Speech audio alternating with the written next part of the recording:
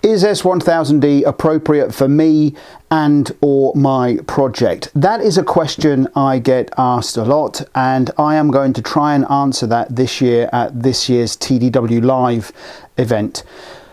Something I get asked frequently, and in fact I'll put a comment above me here, is that a comment that I received through YouTube that was saying that S1000D is for nerds and they're trying to sell it into our projects. You know, whilst I understand a little bit of the frustration of this comment, I think that shows a little bit of a lack of education around what S1000D tries to do. So what I do is I spend a lot of my time helping people understand the mechanics of S1000D, the alternatives to S1000D, and why we do it. So at this year's TDW Live, after you guys have been asking me for it for some time, day one now is going to be a full S1000D workshop led by yours truly, and we're going to look at everything around what S1000D is, why it does things in a certain way, the areas that we need to avoid, the areas that we can ignore, and how do we maximize the benefits of using something like S1000D. But we're actually going to start where we're supposed to start, which is S1000D appropriate for us? What are the questions we should be asking ourselves before we even get to deciding whether we should be using S1000D? And if we do decide to go down the S1000D route, what are all of the foundation and building blocks that must be in place before we even get to anywhere near buying something like software? You know, many people like to think we start with a CSDB. We don't. Okay, we start with much more fundamental building blocks than just buying a CSDB.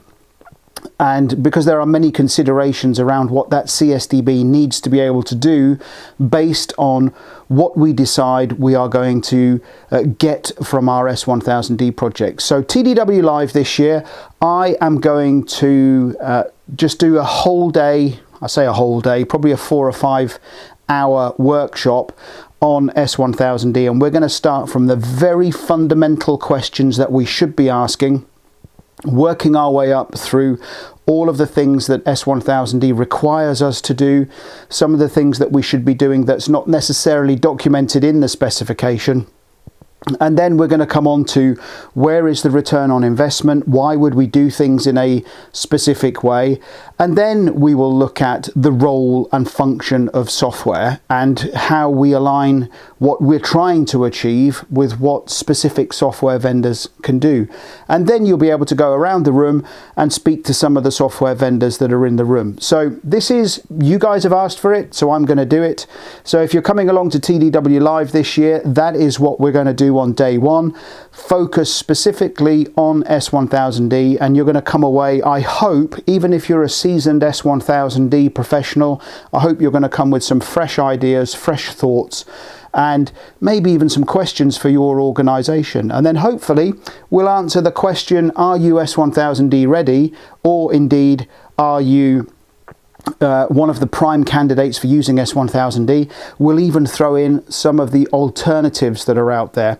So we're not live broadcasting that one to for an online ticket. It's only for people who are in the room and TDW Plus members.